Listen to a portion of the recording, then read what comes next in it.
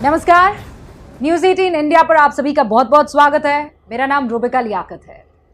इस वक्त मेरे सामने मौजूद हैं ओलंपिक मेडलिस्ट, पद्मश्री से नवाजे जा चुके हैं, एक ऐसे शख्स जिन्होंने हर एक प्रतिद्वंदी को नॉकआउट पंच से चारों खाने चित कर दिया।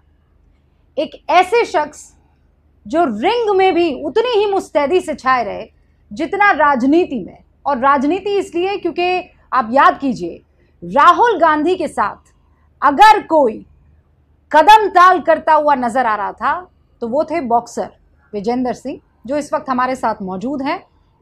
दक्षिण दिल्ली से 2019 में चुनाव लड़ा, कांग्रेस का दामन थामा, और आज जब मैं आपसे बात कर रही हूं तो कांग्रेस को वो अलविदा कह चुके हैं और आज हाथ में उनके बीजेपी का परचम है।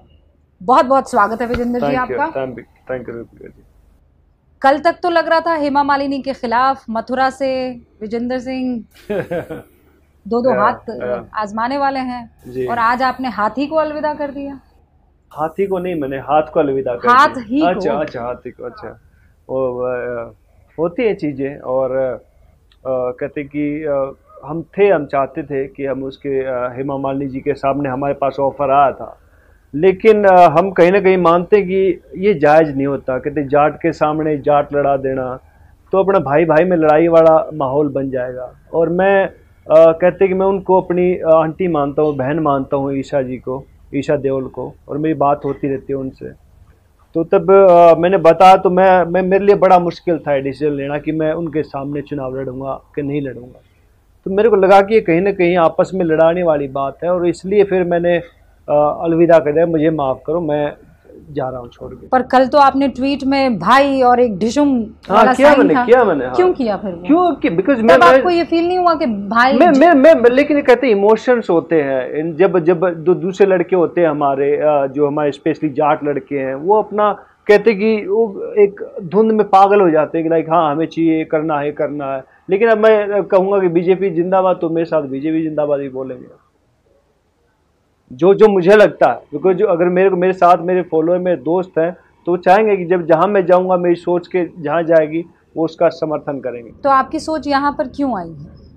मेरा देखिए, मेरी सोच का यहाँ आने का कारण नरेंद्र मोदी जी हैं, तो जो हिंदुस्तान के लिए इतना काम कर रहे हैं 24/7 जिसको मैं कहूँ, और जिस तरह से अभी साउथ में वो काम कर रहे हैं, पहले नॉर्थ इंडिया फिर साउथ में इतना फोकस कर रहे हैं, तो वो काबिल तारीफ़ है। उनके अंदर एक जुनून है जो मैं खुद आई थिंक मैं अपने आप को रिलेट करूँ तो आई थिंक मैं उनसे रिलेट करना चाहूँगा, बिकॉज मैं भी ऐसे ही काम करता हूँ जब मैं होता हूँ।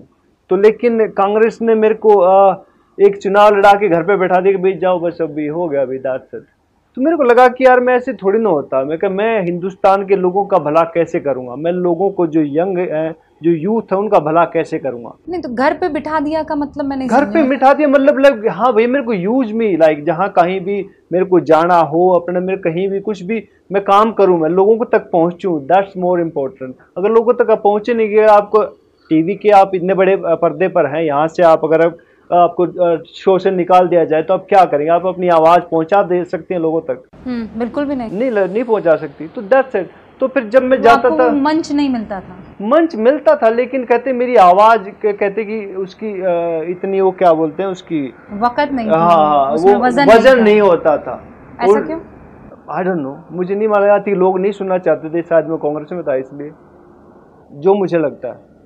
और अभी शायद जो कहते जो प्रॉब्लम है स्पेशली यंग लोगों की, जो हमारे हरियाणा की, जो हमारे राजस्थान, जो नॉर्थ बेल्ट की जो युवाओं की प्रॉब्लम है, कोई भी जो स्पोर्ट्स रिलेटेड, आई थिंक मैं उनके लिए एक राइट माध्यम बन सकता हूँ। अच्छा, लोग ये कह रहे हैं आपको टिकट नहीं मिला, कांग्रेस ने आपको भाव नहीं दिया, इसीलिए आप बीजेपी हेडक्वार्टर पहुंच गए और आपने कहा कि भाई जो करवाओगे करने को राजी हूँ।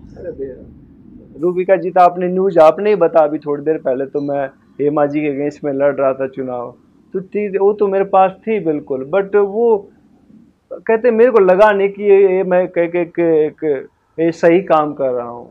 मेरे को नहीं लगा, कहीं ना कहीं मेरे को लगा कि नहीं यार ये गलत है। कहते आपस में लाइक मैं इनके जिनको मैं इतनी रिस्पेक्ट करता हूँ, मुझे नहीं लगता मैं इनके सामने चुनाव लड़ पाऊंगा। आपके विरोधी, अब तो बहुत विरोधी आपके हो जाएंगे, वो ये कह रहे हैं कि बीजेपी में ये जो पुराने नेता कांग्रेस के आते हैं ना, इनका कुछ तो लेन देन होता है। सच बताइए, आपका इस पार्टी से ऐसा कि भाई आपके ऊपर ईडी छोड़ी, सीबीआई छोड़ी, आईटी की रेड हुई, कोई केस आप पे चल रहा है, आपको कोई पैसे वैसे दिए गए, आपको कोई लालच दी गई? सच बताइएगा, यहाँ किस लालच में आप आए हैं? मैं यहाँ इस लालच में आया हूँ कि मैं जहाँ पे जो आवाम है, जो हमारे हिंदुस्तान की, चाहे वो हरियाणा के लोग हैं, जो स्पोर्ट्स पर्सन है, उनके साथ जो भी जिस तरह की भी ज्यादती हुई थी या होगी या इन फ्यूचर जो भी, तो उनकी जो आवाज़ है मैं उसको बुलंद कर सकूँ और सरकार तक सही मायने में उनको पहुँचा सकूँ। इसलिए मैं इस पार्टी में आया हूँ। मेरे पास ना कोई मेरे को ईडी का डर है, ना मेरे को कोई सीबीआई का डर है, बिकॉज सब चीज़ें मेरी ओपन है। आपने तो फॉलो किया हुआ स्पोर्ट्स का, मेरा इतना लंबा कैरियर था, तो ये सब चीज़ें मैंने की है। और हमारे जो प्रधानमंत्री जी हैं, जो उनका काम करने की शैली है, तो आई थिंक मैं मानता हूँ कि मैं उनसे बहुत रिलेट करता हूँ अपने आप को। तो इससे कुछ दिन पहले तक आप रिलेट नहीं कर रहे थे, स्पेशली जब जंतर मंतर पर आपके साथी बैठे हुए थे। आप, मुझे याद है आपने प्रेस कॉन्फ्रेंस की थी, आपने कहा था कि कई ऐसे खिलाड़ी हैं जो नहीं आ पा रहे हैं क्योंकि वो सरकारी नौकरी में। मुझे याद है आपकी आंखों में वो रोष था, हाँ जी, वो गुस्सा था। तब आप पीएम से रिलेट नहीं? जी, तो मैं मानता हूँ कि उनकी जो बात है, आई थिंक सही माध्यम से पहुंच नहीं पाई सरकार तक। आई थिंक इसलिए अगर मैं होता उस दौरान तो आई थिंक बहुत बेहतर तरीके से मैं उसको हैंडल कर सकता था। मतलब आप ये कह रहे हैं अगर आप बीजेपी में होते तो ये हालात नहीं होते? I don't think so ji.